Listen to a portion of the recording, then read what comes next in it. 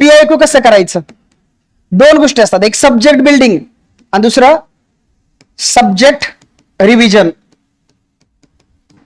या दोन गोष्टी असतात बघा. सब्जेक्ट बिल्डिंग ही अभ्यासाची सुरुवात असते, कळतंय? मग आता समजा पॉलिटी घेतला, समजा आता पॉलिटी सब्जेक्ट आहे, समजा पॉलिटी सब्जेक्ट मध्ये प्रीला किती टॉपिक आहेत? समजा 30 टॉपिक आहेत, कळतंय? मग कसं करायचं असतं? टॉपिक समजा तुम्ही काय केलं, समजा तुम्ही ऑनलाईन लेक्चर करत असाल तर व्हिडिओ बघितला, किंवा ऑफलाईन लेक्चर करत असाल तर तुम्ही काय केलं? लेक्चर केलं, म्हणजे लेक्चर किंवा व्हिडिओ बघितला, बरोबर? त्यानंतर काय केलं? त्याच्यावर लगेच तुम्ही आयोगाचे प्रश्न बघितले, पीआयक्यू बघितले. पण हे पीआयक्यू ऑल एक्झामचे बघायचे असतात, ऑल एक्झामचे, कळतंय?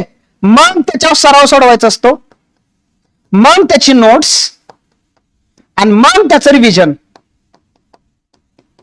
याला म्हणतात सब्जेक्ट बिल्डिंग, बरोबर?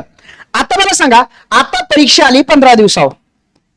परीक्षा किती दिवस आली? या 15 दिवसावर. मग आता तुमचं काय सुरू आहे? सब्जेक्ट रिव्हिजन, बरोबर आहे? आता तुम्हाला सब्जेक्ट रिव्हिजन करायचंय. काही मुलं राज्य सेवेसाठी तयारी करत असतील, काही मुलं कंबाईन साठी तयारी करत असतील, बरोबर आहे? आता जी मुलं राज्यसेवा पूर्व करतात त्यांनी राज्यसेवा पूर्वचे सगळे ओल्ड पेपर काढणं गरजेचं आहे. मग 17ला कशा प्रश्न आलेत, 18ला कसे आलेत, 19ला कसे आलेत, 20ला कसे आलेत, 21ला कसे आलेत, 22ला कसे आलेत, 23ला कसे आलेत, 24ला कसे आलेत, 25ला कसे आलेत, कळतंय का? ट्रेंड बघितले पाहिजे. म्हणजे जी परीक्षा तुम्ही देताय त्या परीक्षेचेच फक्त प्रश्न अनालिसिस केले पाहिजे, जेणेकरून तुम्हाला कुठल्या प्रश्नावर कसा ट्रेंड चालू आहे, कुठल्या प्रश्नावर आयोग प्रश्न भर देतोय हे तुम्हाला कळेल. सेम आता तुम्ही कंबाईनची देताय, कंबाईनची समजा ब देताय, पुढे जाऊन तुम्ही क द्याल. आता दोन्ही क्षेत्र पूर्वचे पेपर एकत्रच आहेत, मग तुम्हाला कळायला पाहिजे. आता इथं ऑल पीआयक्यू करून जमेल का? आता उदाहरणार्थ महान्यायवादी महाधिवक्ता या घटकावर राज्यसेवेला कधीच प्रश्न विचारला जात नाही, पण कंबाईनला येतो. हे तुम्हाला कधी कळेल? जेव्हा तुम्ही तुमच्या परीक्षांच्या प्रश्नपत्रिका बघाल तेव्हाच.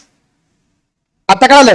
म्हणून सब्जेक्ट रिव्हिजन मध्ये कसं असतं, तुम्ही जी परीक्षा देताय त्या परीक्षेचे प्रश्नपत्रिका हाताळणं गरजेचं असतं. त्या परीक्षेला कोणत्या टॉपिकवर सातत्याने प्रश्न विचारले जातात, कुठल्या टॉपिकवर अधूनमधून प्रश्न विचारले जातात, कुठल्या टॉपिकवर प्रश्नच विचारले गेले नाहीत, कुठले टॉपिक करंट मध्ये चर्चेत आहेत, हे सगळं तुम्ही देत असलेल्या परीक्षेसाठी करणं त्याला म्हणतात सब्जेक्ट रिव्हिजन करणं. सब्जेक्ट रिव्हिजन तेव्हाच होते जेव्हा सब्जेक्ट बिल्डिंग होते. आता कळलं? मग नवीन मुलं आली की परीक्षा टार्गेट करतात, नुसतं रिव्हिजन, बाका बाका बाका बाका. अरे कुठं तुझं जुकू जुकू आगन गाडी निघाली? हे सब्जेक्ट बिल्डिंग कोण करणार? आणि परत एक्झाम ट्रॅप मध्ये अडकतं का? कारण सब्जेक्ट बिल्डिंगच नाही ना. समजतंय मी काय म्हणतो? म्हणजे ह्या सगळ्या गोष्टी, ह्या सगळ्या चुका एक्झामच्या सुरुवातीच्या टप्प्यामध्ये नाही करायच्या, कळतंय? असू द्या, बाकी अनेक गोष्टी आहेत, आपण त्याच्यावर बोलत राहूच. ओके, चलो बाय बाय.